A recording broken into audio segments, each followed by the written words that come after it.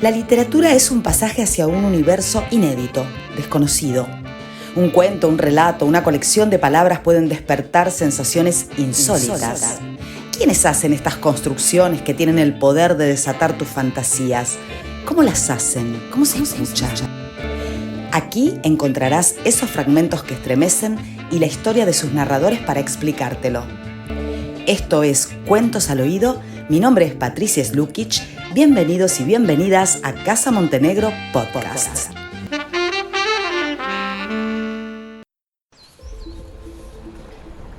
Todo es tan diferente en el Río de la Plata.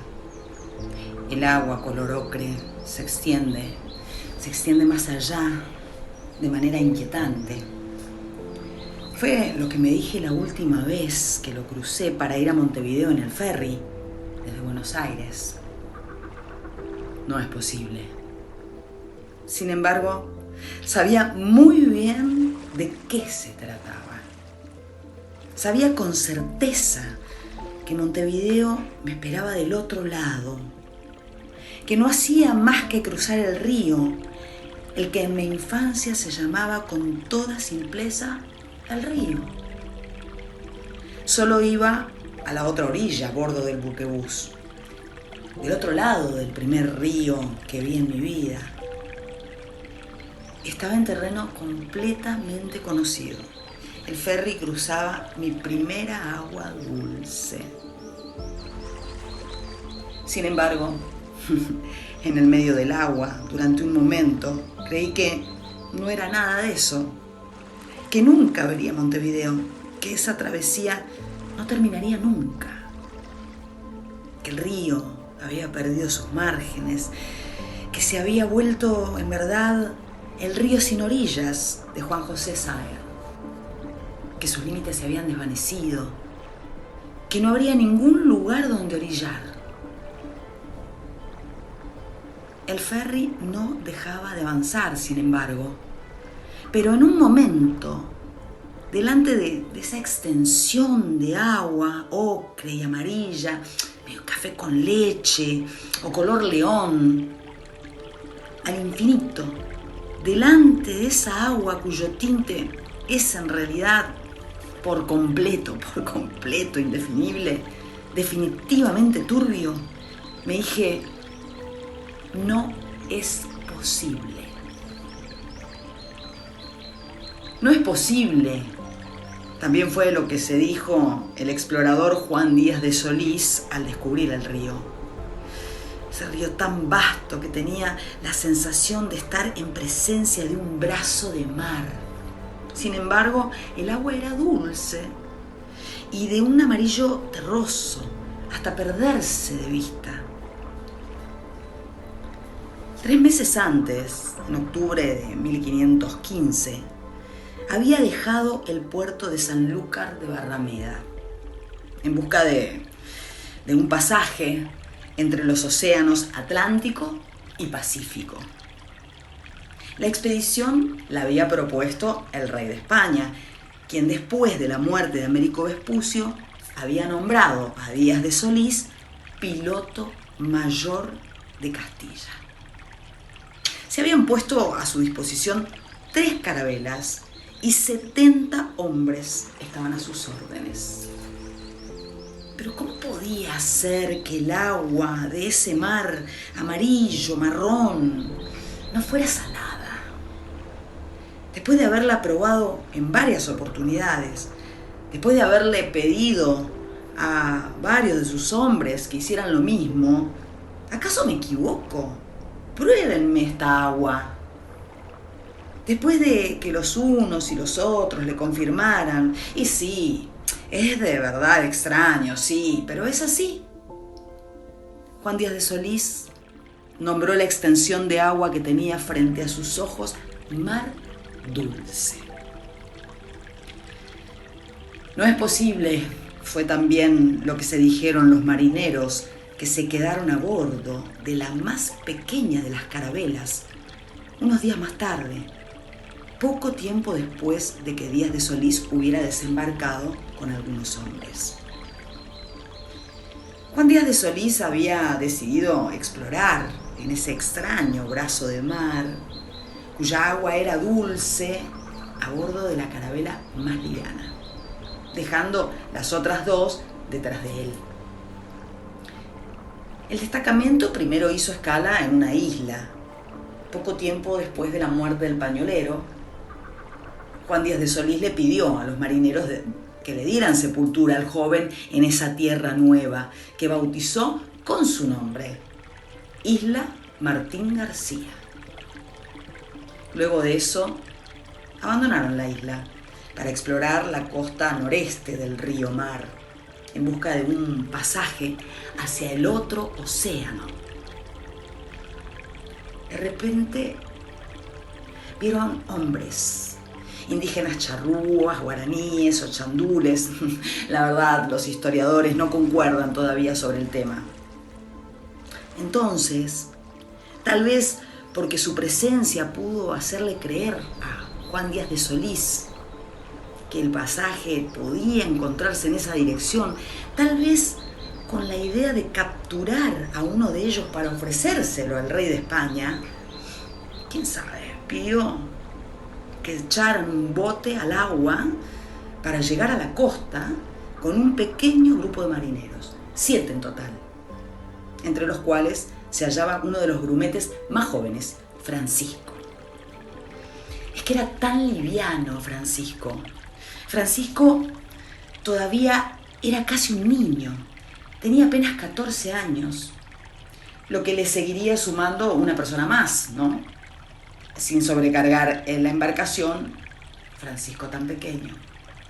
Es simple, Francisco era tan liviano que cuando saltó al bote, este apenas si se bamboleó. Increíble, pensó Díaz de Solís.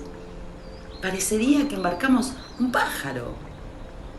En un santiamén orillaron sobre la margen izquierda del río, sobre una playa del actual Uruguay, en un lugar que hoy llaman Punta Gorda y donde se encuentra uno de los barrios residenciales de Montevideo.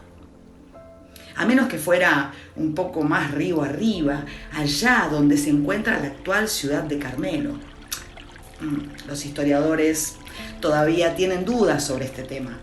Lo que es casi seguro, en cambio, es el terrible episodio que siguió inmediatamente después del desembarco.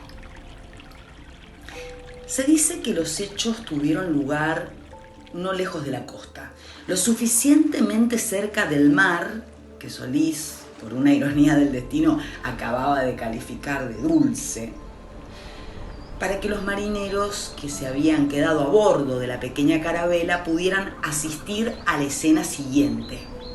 A esta escena, los indígenas que habían visto desde el navío se desvanecieron, primero en la naturaleza, pero solo permanecieron invisibles por unos instantes.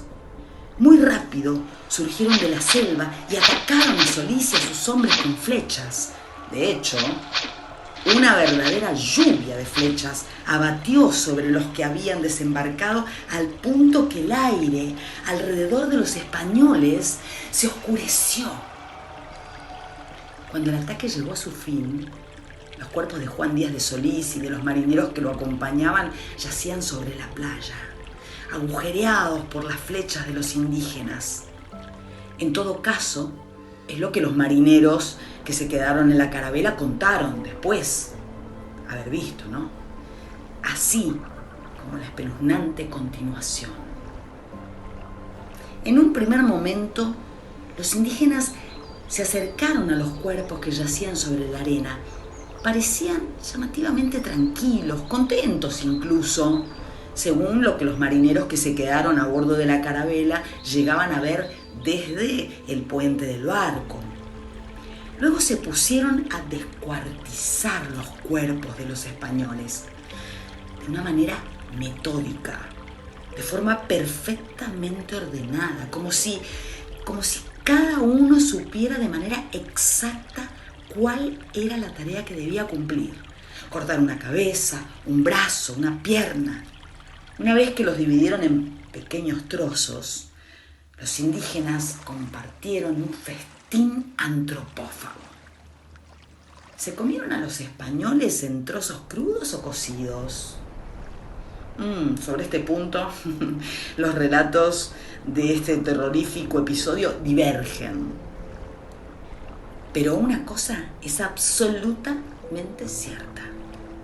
No solo no devoraron al más joven y al más débil de los españoles, sino que, a pesar de la lluvia de flechas que se había abatido sobre su grupo, Francisco ni siquiera fue herido.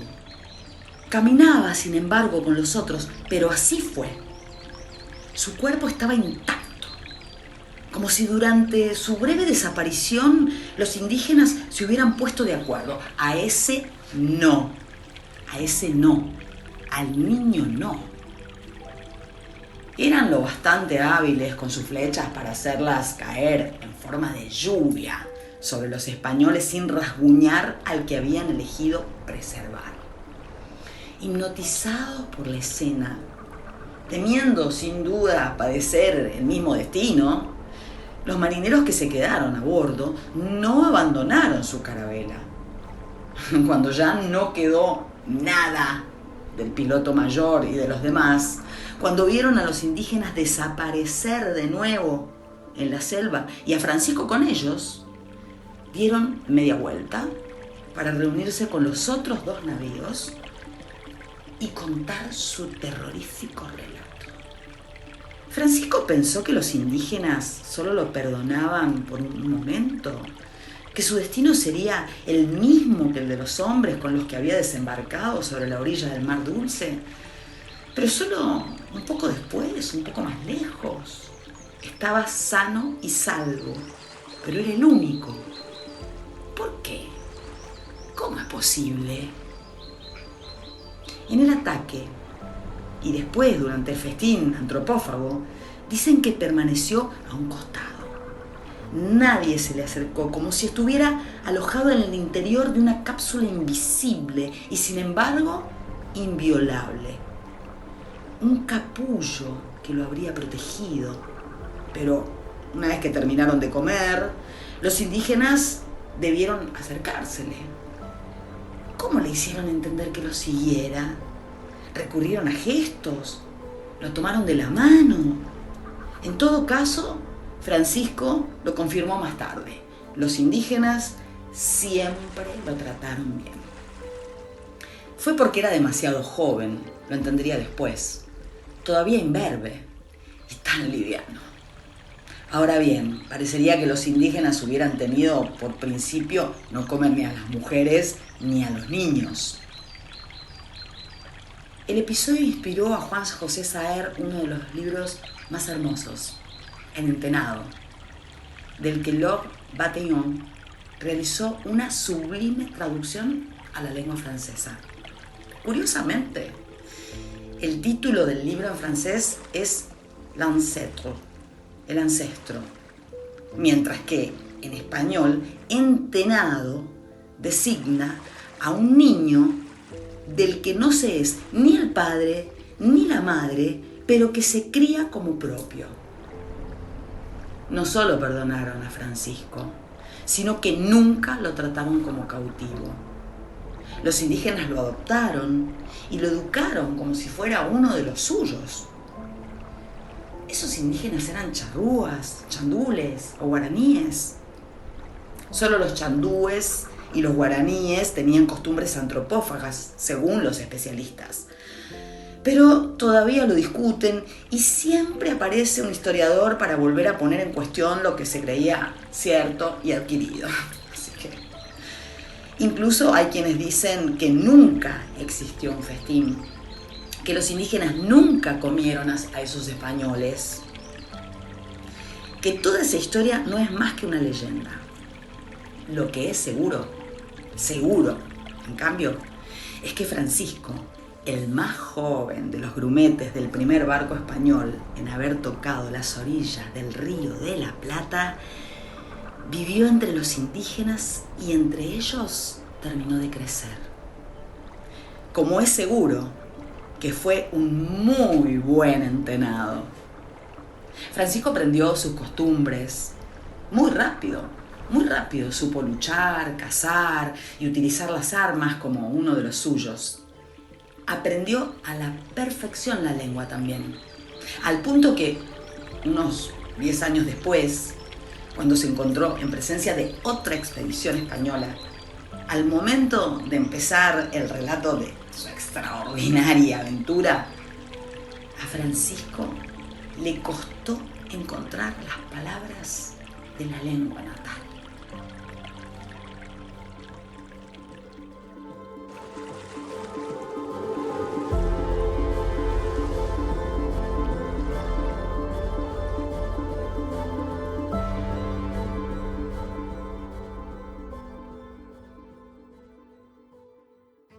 Laura Alcoba es una escritora extraordinaria. Ya esto se puede percibir en, el primer libro que al menos yo leí de ella, que se llama La Casa de los Conejos, que es una obra maravillosa.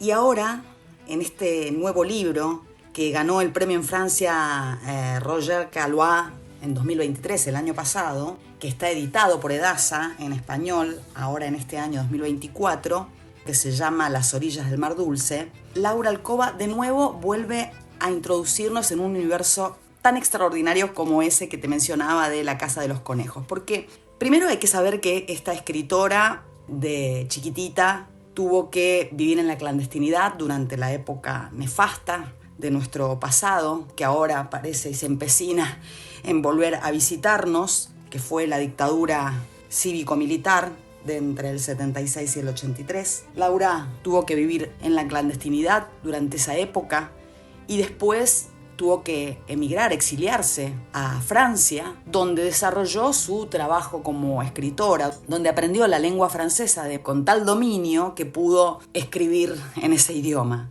Esta historia personalísima de Laura, que seguramente ha dejado rastros indelebles en su sentir, en sus recuerdos, en su memoria, impregnan este libro, Las orillas del mar dulce, de una manera exquisita. Porque lo que hace en él es aportarnos fragmentos, incluso con fotografías, ¿no?, que son muy bienvenidas también porque nos sirven para ilustrar eso que ella está narrando, de recuerdos, de sensaciones, de cruces o intertextualidades entre la literatura y las historias y las crónicas de otra época, para plantear su mirada sobre esta Argentina que ella ve a través de una bruma, a través de la niebla y el tiempo transcurrido.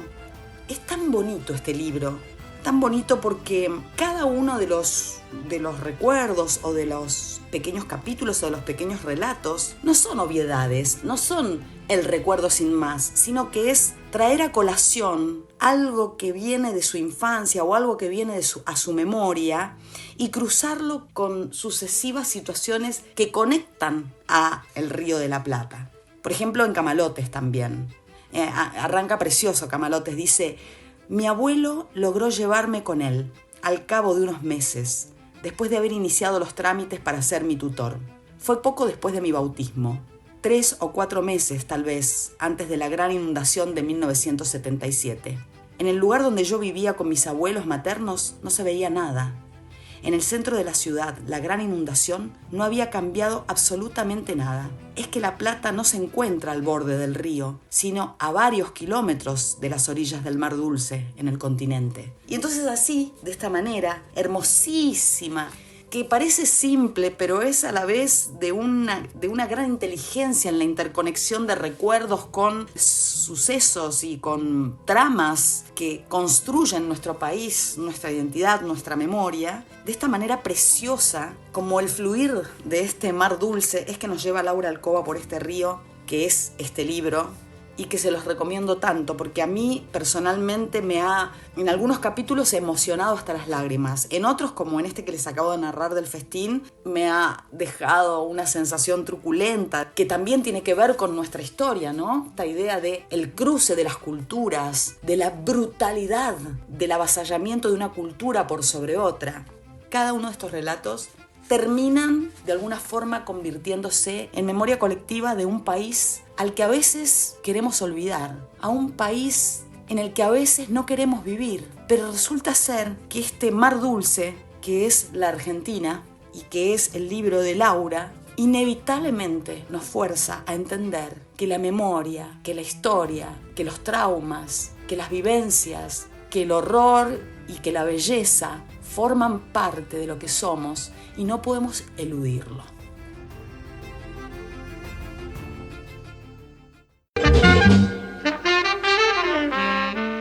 Mi nombre es Patricia Slukic y esto fue Cuentos al Oído.